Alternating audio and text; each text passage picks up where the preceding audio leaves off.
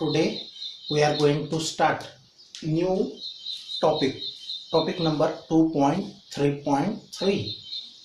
Derive an expression for absolute pressure at a depth d below the surface of the liquid and at a height h above the liquid surface. Absolute means फक्त ॲब्सोल्यूटच्या.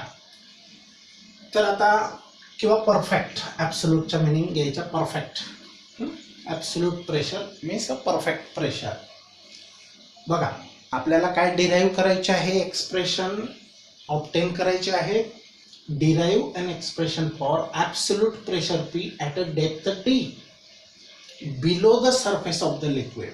पहिली गोष्ट, हा surface of the liquid आहे, याच्या खाली हे imaginary cylinder आहे आणि या इमॅजिनरी सिलेंडरच्या ह्या एरियावर बॉटमवर किती प्रेशर असेल तो फाइंड करायचा आहे, पहिली गोष्ट. आणि दुसरी गोष्ट, at a height H above the liquid surface, म्हणजे हे above the liquid surface, at a height H above the liquid surface. आता याच्यामध्ये दोन केसेस आहेत. तर ह्याच्या दोन केसेस आहेत. एक बिलो द वॉटर असेल सिलेंडर आणि एक it's upper face of the cylinder is on the surface of the water असेल. अशा दोन केसेस आहेत. हा बघा या तिघ फिगर्समध्ये काय डिफरन्स दिसतोय तुम्हाला. तर सरफेस ऑफ द, हे जे सिलेंडर आहे इमॅजिनरी सिलेंडर आपण मागच्या टॉपिकमध्ये पाहिलं. तर imaginary cylinder is made up of that same liquid having same density, but just we are considering it is a cylinder, imaginary cylinder. तर हे सरफेसच्या खाली आहे, हे ऑन द सरफेस आहे आणि हे अबाउट द सरफेस आहे. बरं, आपण वन बाय वन बघूया काय आहे. तर बघा, कन्सिडर टँक. ही टँक आहे filled with a liquid, say water घेऊया, तुम्ही कोणतेही घेऊ शकता. ऑफ डेन्सिटी रो, ह्या वॉटरची डेन्सिटी किती आहे, रो. लक्षात ठेवा प्रत्येक गोष्ट. Suppose a cylinder having area of cross section A. आता कोणतं सिलेंडर, हे बाहेरचं नाही बरं, हे. तर सपोज अ सिलेंडर, इमॅजिनरी हा परत लिहिण्याऐवजी त्यांनी डायरेक्ट सिलेंडर वापरला आहे.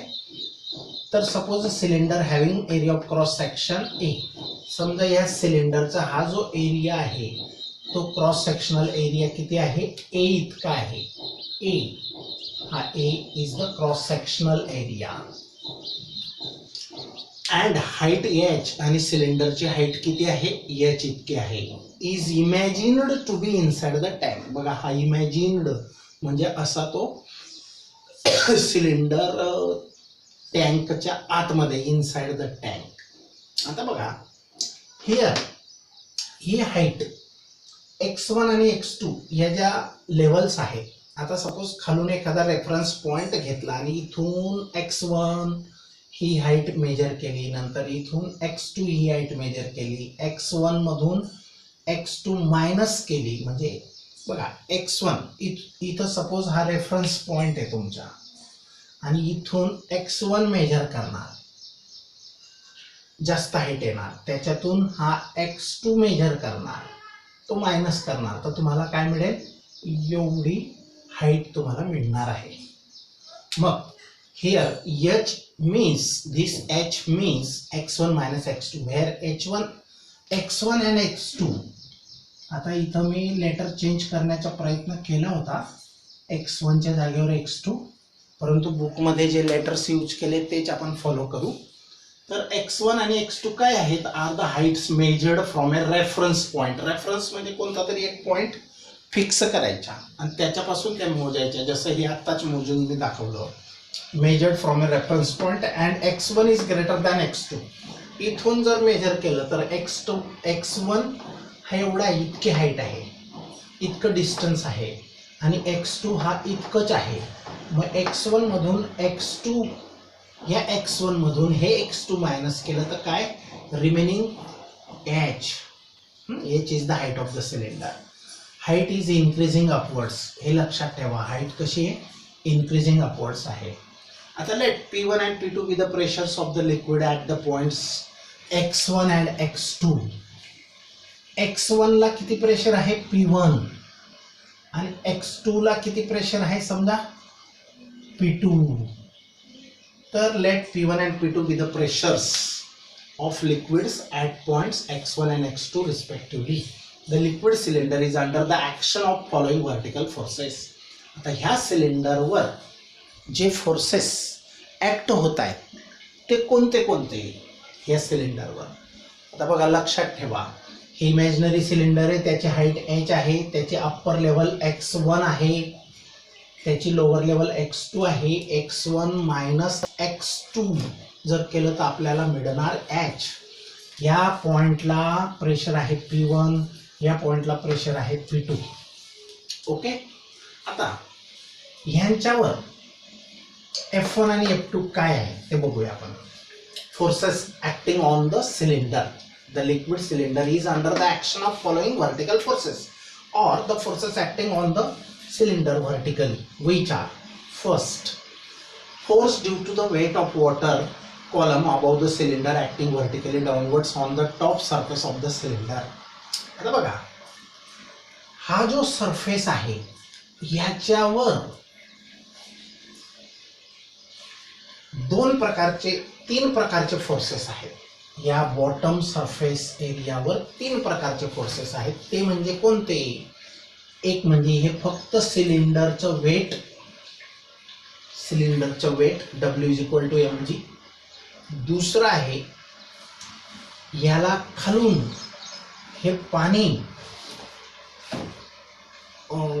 फोर्स देत आहे, म्हणजे त्याला तोलून ठेवलेलं आहे. तो फोर्स म्हणजे F2. तो किती असतो तो बघूया आपण नंतर. अजून याच्यावर वरून खालच्या दिशेने, म्हणजे बघा ह्या बॉटम सरफेसवर तीन प्रकारचे फोर्सेस आहेत, F1, F2 आणि वेट. पण फक्त F1 म्हणजे या सिलेंडरच्या अबाव जे वॉटर आहे त्याचा पण फोर्स या बॉटमवर पडणार आहे, आणि तो किती असेल, F1 = P1 आहे. आता हे कुठून तयार केलं तर प्रेशरचा जनरल फॉर्म्युला काय आहे, फोर्स अपॉन एरिया. मग आपल्याला F1 फोर्स पाहिजे आणि तिथला आपण प्रेशर P1 घेतलाय, तर F1 ची व्हॅल्यू इथून तयार करा, P1 आहे. मग F1 हा फोर्स किती असेल, इथला प्रेशर P1 आहे आणि area on which it is acting, तर तो एरिया A वर ऍक्ट होतोय. P1 is the pressure acting on area A, then the force given by the liquid which is above the cylinder is, बघा, force due to the weight of the water column above the cylinder. या सिलेंडरच्या वरती जे water आहे आणि त्याच्या वेटने दिलेला force म्हणजे F1 ऍक्टिंग व्हर्टिकली डाऊनवर्ड्स. तो कोणत्या डायरेक्शनने ऍक्ट होतोय, व्हर्टिकली डाऊनवर्ड्स, वरून खालच्या दिशेने. On the top surface of the cylinder, ह्या टॉप सरफेसवर F1 ऍक्ट होतोय. तो F1 किती असेल, P1 आहे. कसा तयार केला समजलं.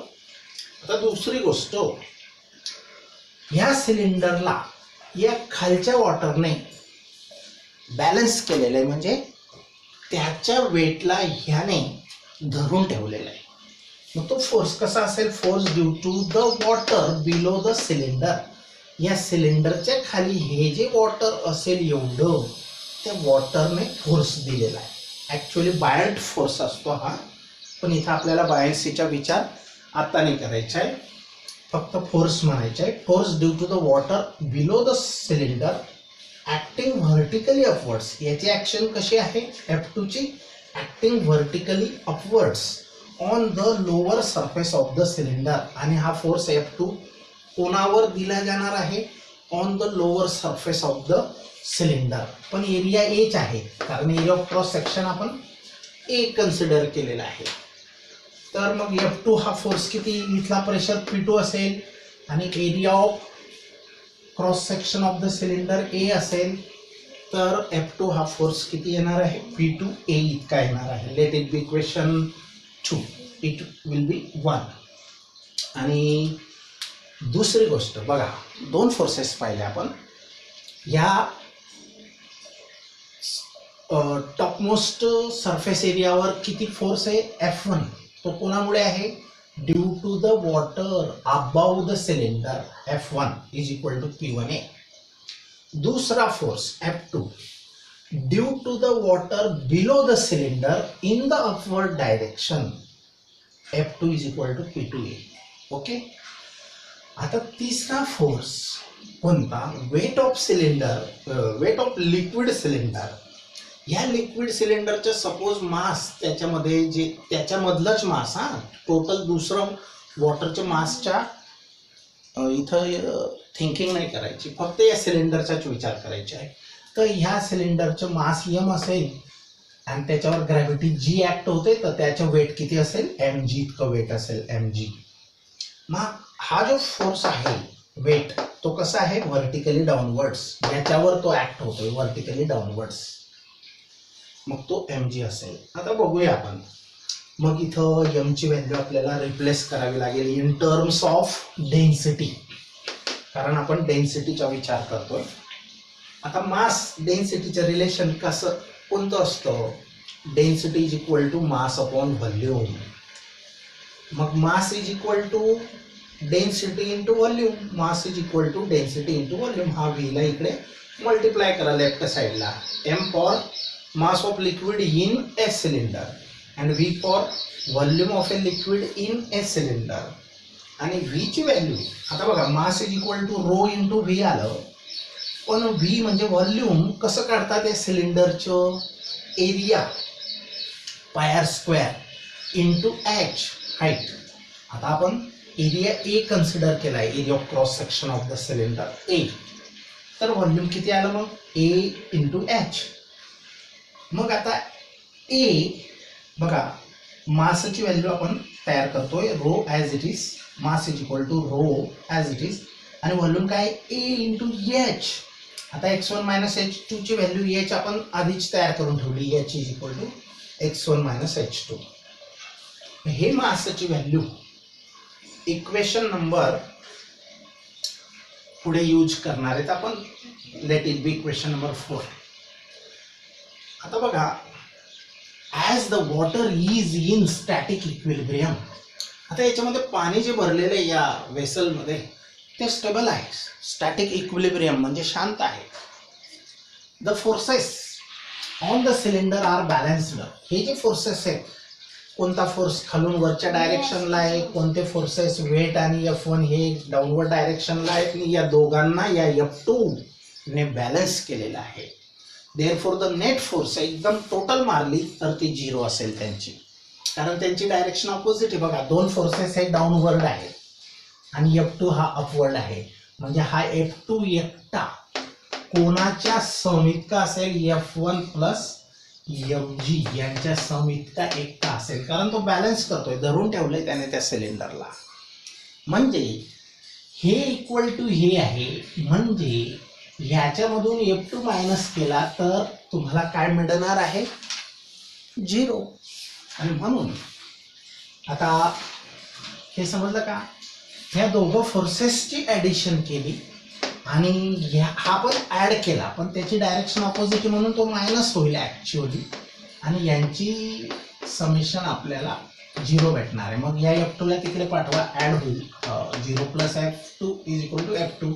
So F2 is equal to F1 plus mg. हे समजलं का, हे समजलं तर व्हेरी सिंपल आहे.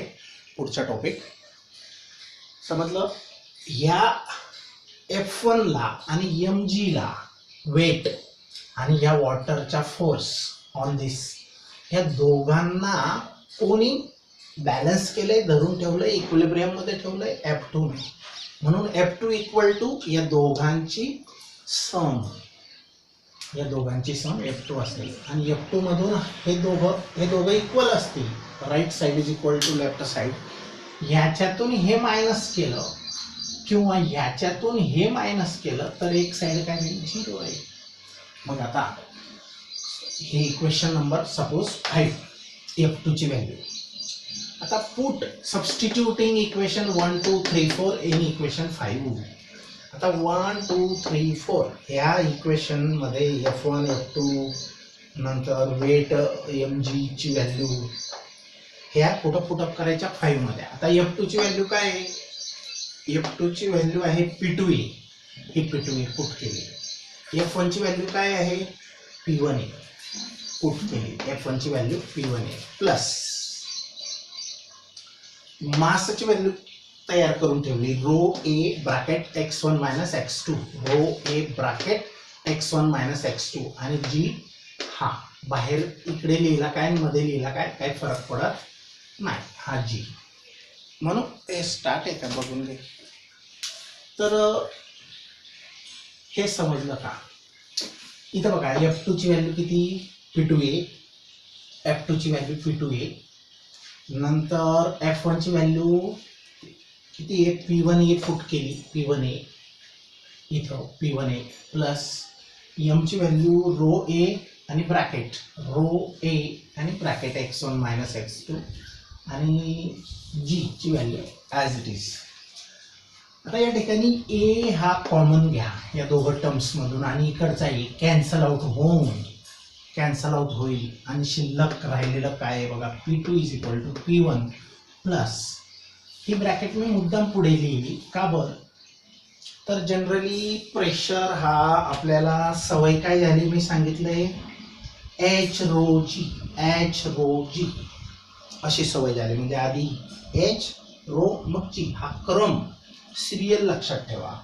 इथं पण तीच मेंटेन केलेली आहे म्हणजे समजायला सोपं जाईल, डिफिकल्ट नाही. बुकमध्ये ते इकडे तिकडे दिलेलं आहे म्हणून कन्फ्यूज वाटतं, डिफिकल्ट वाटतं, but actually it is a very simple.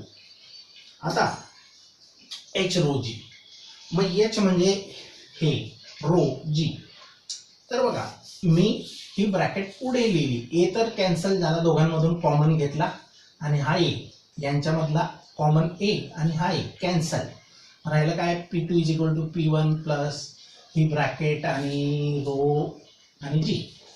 समजा let it be equation number 6. आता ही पहिली सिच्युएशन होती पहिल्या फिगरची, फर्स्ट फिगर सिच्युएशन. ऍक्च्युअली इथं एच रो जीच आहे, हा एचच आहे, हा एच रो जी. आता नेक्स्ट सिच्युएशन, ह्या सिलेंडरला आपण शिफ्ट केलं कुठं, त्याच्या topmost surface is nothing but the surface of the water which is in the cylinder. Shift केलं, त्याला सरकवलं, असं वरती सरकवलं, याला इथं बसवलं. बघा, if the top of the cylinder is shifted, top of the cylinder म्हणजे हा टॉप शिफ्ट केला, सरकवला कुठं, shifted to the surface of the liquid, ह्या लिक्विडच्या सरफेसला आणलं बघा हे figure, which is exposed to atmosphere, की जो सरफेस कोणाला एक्सपोज आहे, उघडा आहे, एक्सपोज्ड टू ॲटमॉस्फिअर म्हणजे त्याच्या आता हा सरफेस एक्सपोज केला. मग कोणता फोर्स कॅन्सल झाला बघा, हा टॉप सरफेसवर ह्या पाण्यामुळे, त्याच्या वरच्या पाण्यामुळे जो F1 होता तो गेला आणि आता ॲटमॉस्फेरिक प्रेशरला त्याला फेस करावं लागणार. मग आता बघा, एक्सपोज टू ॲटमॉस्फिअर समजली ही सिच्युएशन काय आहे. हे सेंटेन्सेस तुमच्या ओन लँग्वेजमध्येच, इझी लँग्वेजमध्ये तुम्ही देऊ शकता. If the top of the cylinder is shifted to the surface of the liquid which is exposed to atmosphere, then आता सिच्युएशन काय चेंज होईल बघा. इथं प्रेशर P1 होता आपण फर्स्ट फिगरमध्ये, तो आता कोणता प्रेशर त्याला नाव देऊ शकतो, ॲटमॉस्फिअर म्हणजे वरती हवा आहे म्हणून त्याला ॲटमॉस्फेरिक प्रेशर म्हणायचं. आता let P0 be the atmospheric pressure. मग P1 ची व्हॅल्यू आपण काय पुटअप करणार, P0. त्याच्यानंतर x1 हाईट काय घेणार, ऑन द सरफेस आहे, ती सरफेसच्या बिलो राहिली तर काहीतरी राहिली असती, पण ऑन द सरफेस असल्यामुळे ती 0 घ्यायची. आणि x2 किती घ्यायची, h इतका सरकलाय तो मायनस घ्यायचा, रिव्हर्स झालाय x2, काय झालाय रिव्हर्स, किंवा त्याला -d पण म्हणू शकतो. h आणि d हे सेम आहेत, h आणि d हे सेम आहेत, तर ते मायनस घ्यावे. डेप्थ बिलो द सरफेस, या सरफेसच्या बिलो डेप्थ आहे. आता इथं मात्र आपल्याला इकडून मोजावं लागणार या सिच्युएशन मध्ये, आणि इथं मात्र इकडून मेजर करावं लागलं x1 x2, आणि इथं x1 वरून, आता x1 ह्या लेवलला x1 आहे म्हणून ह्या लेवल पासून मोजायचे, तर x1 किती आहे 0 तिथंच आहे, आणि x2 किती -h, खाली जातोय आपण रिव्हर्स म्हणून मायनस घेतलाय, हा वरून खाली जातोय म्हणून मायनस घेतलेला आहे,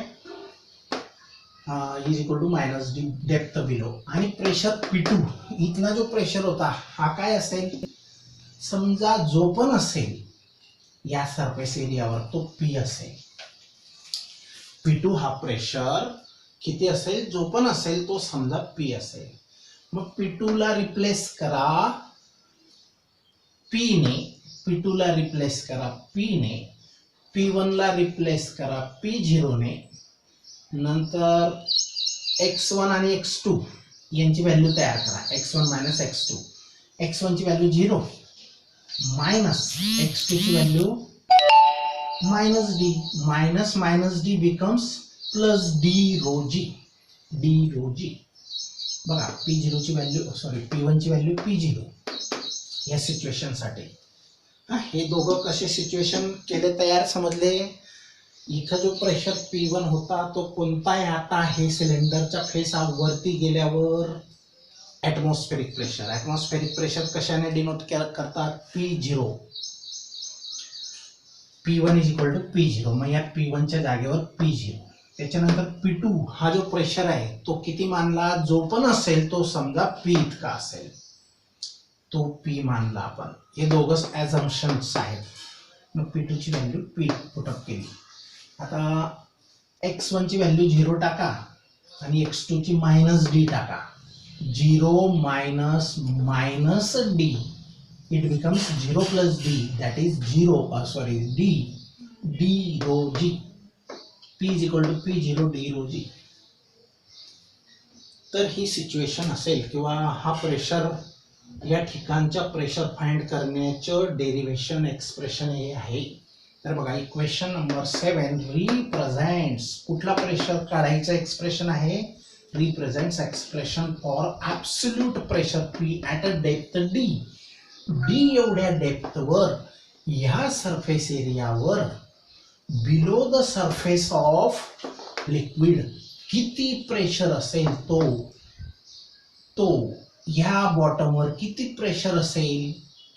आता फक्त सिलेंडरचा आपण प्रेशर मागच्या याच्या अगोदरच्या डेरिव्हेशन मध्ये पाहिला होता, फक्त सिलेंडरचा ॲटमॉस्फेरिक प्रेशर वगैरेचा विचार न करता फक्त याचा प्रेशर किती असतो, h rho g असतो. हा जो फॉर्म्युला आपण मी लिहिला होता बघा, h rho g, हा फक्त सिलेंडरचा प्रेशर होता, सिलेंडर मध्ये जे पण लिक्विड असेल त्याचा. इथं ॲटमॉस्फेरिक प्रेशरचा विचार केला नाही, आणि मी तेव्हा पण सांगितलं होतं इथं ॲटमॉस्फेरिक प्रेशरचा विचार नंतर बघू आपण, तर तो इथं करावा लागेल. तर आता h rho g म्हणजे फक्त सिलेंडरचा असतो h rho g.